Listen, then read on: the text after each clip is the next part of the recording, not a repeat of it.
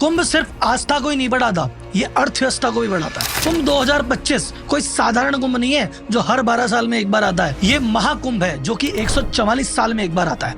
आपकी पिछली 3 पीढ़ियों में किसी ने अटेंड नहीं किया है और आने वाली 3 पीढ़ी अटेंड नहीं कर पाएगी। अब क्योंकि ये महाकुंभ है तो सब कुछ महास्तर पे हो रहा है। 40 करोड़ यात्री आ रहे हैं।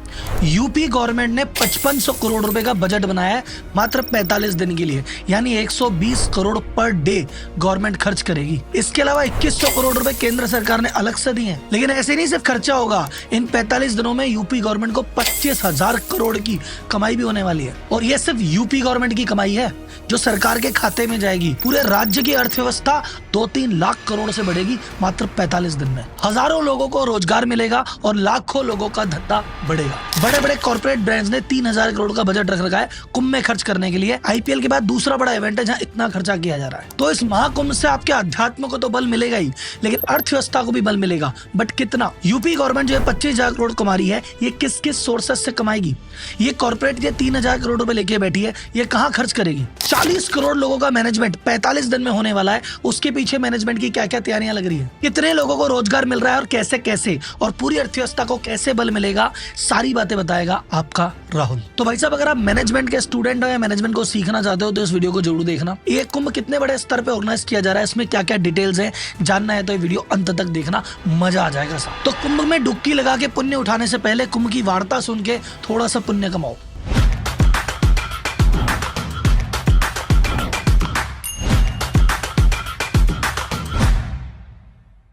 सबसे पहले तो कुंभ को समझिए। कुंभ होते हैं 3 तरह के। अर्ध कुंभ 6 साल में एक बार, पूर्ण कुंभ होता है 12 साल में एक बार, और होता है महाकुंभ 144 साल में एक बार। तो अब की बार का ये महाकुंभ हो रहा है 13 जनवरी से लेके 25 फरवरी तक।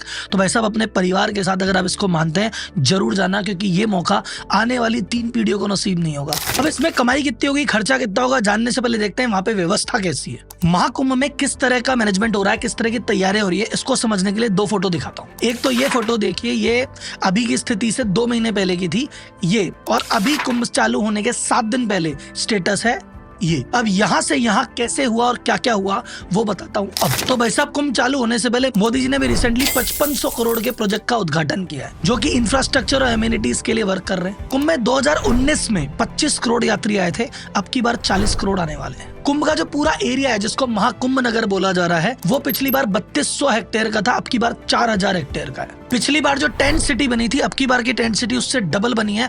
टोटल 1,60,000 टेंट लगे। जो पक्के घाट पिछली बार 4 थे, अब की बार पक्के घाट 9 बना दिए। पिछली बार जो पेंटून ब्रिज बनाए गए थे वो 22 बनाए गए थे, अब की बार 30 पेंटून ब्रिज है। पिछले बार 300 किलोमीटर की टेम्पररी रोड बनाई थी, अब की बार 400 किलोमीटर की टेम्पररी रोड बनाई है। पिछले बार 40,000 स्ट्रीट लाइट थी, अब की बार 67,000 स्ट्रीट लाइट लगाई गई है। बिजली की कोई दिक्कत ना हो उसके लिए उत्तर प्रदेश पावर कॉर्पोरेशन ने 2 पावर सबस्टेशन और 66 नए ट्रांसफार्मर लगाए। बिजली की कमी नहीं होगी। यूपी जल निगम ने 1250 किलोमीटर की पाइपलाइन बिछाई है, जिसमें 85 वाटर बूथ है और 200 वाटर एटीएम है। टोटल 1.5 लाख टॉयलेट बनाए गए हैं और 10,000 सफाई कर्मी वहाँ 24 घंटे तैनात रहेंगे। पिछली बार जो कुंभ गया था, वहाँ पे आपने देखा होगा जो वॉल पेंटिंग्स और म्यूरल्स वगैरह है, वो 17 लाख स्क्वायर फुट में बनी थी, अब की बार 18 लाख स्क्वायर फुट एरिया में वॉल पेंटिंग्स और म्यूरल्स बनाए गए हैं। यात्रियों की सुविधा के लिए आने जाने के लिए 7000 रोडवेज की बस लगाई गई है और 550 शटल बस लगाई गई है सर्विस के लिए। 7 बस स्टेशन बनाए गए हैं इन बसों के आने जाने के लिए। रेल मिनिस्टर अश्विनी वैष्णव जी ने कहा टोटल 13,000 कुंभ के लिए ट्रेनें चलेगी और 3,000 तो स्पेशल ट्रेनें जो सिर्फ कुंभ के लिए चलाई गई है, और 1.5 से 2 करोड़ यात्री कुंभ में ट्रेन के थ्रू आएंगे। इतनी बड़ी महा मैनेजमेंट, महाव्यवस्था कैसे हो रही है? क्योंकि साहब, वहां पे जितने भी अधिकारी लगे हुए हैं, अफसर लगे हुए हैं, वो इसको काम मान के नहीं कर रहे। वो बोल रहे हैं कि भाई साहब, हमें टीए की टेंशन नहीं है, डीए की टेंशन नहीं है, ओवर टाइम की टेंशन नहीं है, छुट्टी की टेंशन नहीं है। हमें वैसे एक चीज लग रही है कि हम सेवा कर रहे हैं और इतने कुंभ की व्यवस्था करेंगे, इतने लोग आएंगे, हमें पुण्य मिलेगा। तो जो भारत में आस्था है उसके चक्कर में इतना बड़ा काम हो रहा है। 8,000 जो नाविक है वहां पे, उनको एंगर मैनेजमेंट की ट्रेनिंग दी है कि भैया गुस्सा मत करना, यात्रियों से ढंग से बात करना। डिजास्टर मैनेजमेंट की ट्रेनिंग अलग से दी गई है। विश्व का सबसे बड़ा अस्थायी हॉस्पिटल बनाया जा रहा है, जहाँ की 45 दिन में 5 लाख मोतियाबिंद के ऑपरेशन होंगे। रात को जो जिम्मेदार अफसर हैं 2-2 बजे तक रुक रहे हैं। रोज की मीटिंग है, रोज का फीडबैक है, और जो चीज हो रही है एक्शन त्वरित हो रही है। और ये इतना बड़ा मैनेजमेंट तब हो पाया है पिछली बार की तुलना में। अब की बार गंगा जी में जो पानी निकलता है वो 1 महीना लेट निकला था। तो तैयारियां 1 महीने की डिले से चल रही है तो भी टाइम पे चल रही है। This is the management. अब हम चलेंगे सरकार के खर्चे और सरकार के रेवेन्यू पे, पर उससे पहले एक इंपॉर्टेंट अनाउंसमेंट। कुंभ का मैनेजमेंट इसलिए सफल है क्योंकि ये जुगाड़ पे नहीं, सिस्टम और प्रोसेस पे चल रहा है। भारत का व्यापारी कहते हैं ना अपन स्ट्रगल करता है, वो इसलिए करता है कि वो जुगाड़ पे रहता है। 10 से 12 घंटे काम करने के बाद भी कहता है मैं कभी एम्प्लॉय से दुखी, कभी सेल से दुखी, कभी कंपटीशन से दुखी, कभी लोन से दुखी। और वही टॉप कंपनी का सीईओ कहता है साहब हमारे एम्प्लॉय तो हमारे बिना काम कर लेते हैं, सेल तो मस्त हो रही है, मार्केटिंग तो अच्छी है, हमारे तो पैसे की भी कमी नहीं है। और वो जिंदगी भी जीते हैं, गोल्फ भी खेलते हैं, पार्टी भी करते हैं और स्ट्रेटजी बनाते हैं, फ्री भी रहते हैं। ऐसा कैसे कर पाते हैं? व्यापारी ऐसी क्या मिस्टेक कर देता है और सीईओ ऐसे क्या सीक्रेट जानता है, ये बताने के लिए मैं एक क्लास लॉन्च कर रहा हूँ, व्यापारी टू सीईओ आरंभ। और इस आरंभ का आरंभ होगा कुंभ के शुभारंभ के साथ। तो भाई साहब महाकुंभ में डुबकी लगाने से पहले ये व्यापारी टू सीईओ के आरंभ में आइए और अपने व्यापार वाले पाप काटिए, फिर बाकी पाप कुंभ में धोइएगा। अब आते हैं सीधा इकोनॉमी पे और रेवेन्यू पे। सरकार ने कुंभ के लिए कितना बजट अलोकेट किया है? 2022-23 में 621 करोड़ रुपए अलोकेट किए थे, फिर 2023 में 2500 करोड़ और किए और रिसेंटली 2500 करोड़ और किए। तो टोटल 5600 करोड़ तो यूपी गवर्नमेंट ने लिया है और 2100 करोड़ रुपए केंद्र सरकार ने अलॉट किए हैं कुंभ के लिए। 2013 में जो कुंभ हुआ था उसमें यूपी गवर्नमेंट की इनकम हुई थी 12,000 करोड़ रुपए और अब की बार पूरी एक्सपेक्टेशन है कि 25,000 करोड़ की रेवेन्यू करने वाली है यूपी गवर्नमेंट मात्र 45 दिन में। कैसे? तो सबसे पहला तो तरीका है वो है जीएसटी। भाई साहब 40 करोड़ लोग यूपी में आएंगे, होटल में भी रुकेंगे तो वहां भी जीएसटी है, खाना भी खाएंगे वहां भी जीएसटी है। वो जहां पे जिस भी चीज पे पैसा खर्च करेंगे, जो भी चीज खरीदेंगे, सब पे ही जीएसटी है।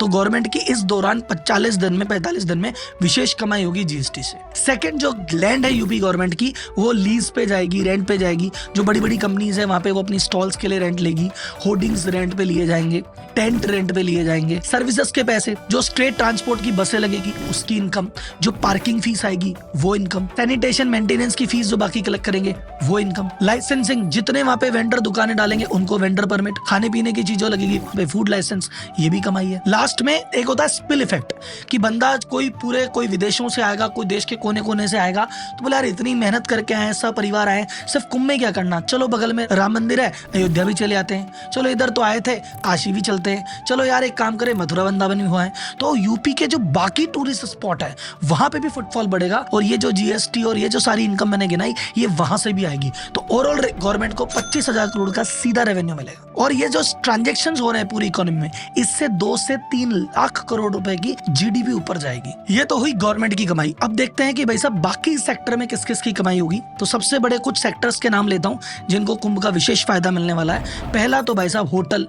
तो होटल में रुकने वाले, होटल हमेशा जैम पैक्ड रहेंगे। फिर भाई साहब जो टेंट कंपनीज है जो टेंट प्रोवाइड करती है, टेंट भी फुल रहने वाले हैं। फिर उसके बाद इतने लोग आएंगे तो भूखे नहीं रहेंगे, तो रेस्टोरेंट खूब चलेंगे। तो जो पक्के रेस्टोरेंट है वो भी चलेंगे, ढाबे भी चलेंगे, रास्ते में आने जाने वाले हाईवे खूब चलेंगे और वहां पे जो स्ट्रीट वेंडर घूमते हैं, कोई चाट पकौड़ी वाला, पताशी वाला, भेलपुरी वाला, सब कमाएंगे। फिर जो स्ट्रीट वेंडर है, चाय की स्टॉल, पूजा, माला, प्रसाद, फोटो, तस्वीर, सब बिकेगा। एयरलाइन कंपनीज की रेवेन्यू बढ़ेगी क्योंकि फ्लाइट सब फुल चलेगी, उसके किराए की भी प्राइस बहुत ज्यादा बढ़ जाएगी डिमांड सप्लाई की वजह से। तो एयरलाइन कंपनी के प्राइस बढ़ने वाले हैं। इंडियन रेलवे को बहुत ज्यादा बेनिफिट होने वाला है टिकटिंग रेवेन्यू से। बसेस कंपनी, चाहे सरकारी बसें हैं तो सरकार कमाएगी, प्राइवेट बसें हैं तो वो भी कमाएगी। जो छोटी मोटी गाड़ियां रेंट पे चलती है ये भी बहुत कमाने वाले हैं। और जितने भी टूरिस्ट पॉइंट है वहां की टिकटिंग से और आसपास के लोगों को भी बेनिफिट होने वाला है। अब बात करते हैं कॉर्पोरेट स्पेंडिंग की। तो अब की बार कॉर्पोरेट के लिए आईपीएल के बाद एक तरह का मेगा इवेंट है और ये टोटल 3,000 करोड़ का बजट लेके पूरा इंडियन कॉर्पोरेट बैठा हुआ है। तो आप जहां भी जाएंगे आपको जगह जगह होर्डिंग्स मिलने वाले हैं। कंपनियां अपने अपने स्टॉल्स लगा रही है वहां पे, कोई वर्चुअल स्टॉल लगा रहा है, कोई लॉन्च बना रहा है। कंपनियों ने अपने अपने स्पिरिचुअल पैक्स लॉन्च कर दिए हैं, वहां पे अपने डिस्ट्रीब्यूटर बैठा दिए हैं। तो कुल मिला के इन सारी मेगा चीजों से 6 लाख से ज्यादा परिवारों को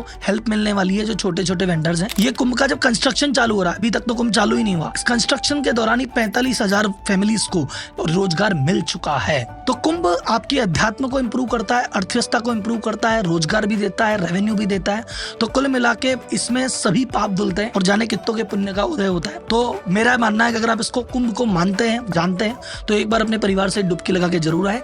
और सेकंड, उस महाकुंभ की डुबकी से पहले वो जो व्यापारी डे आरंभ है, अगर आप व्यापारी हैं तो वो करके अपने बिजनेस के पाप भी धोइए। अब मिलते हैं जल्दी अगली वीडियो में। धन्यवाद। जय।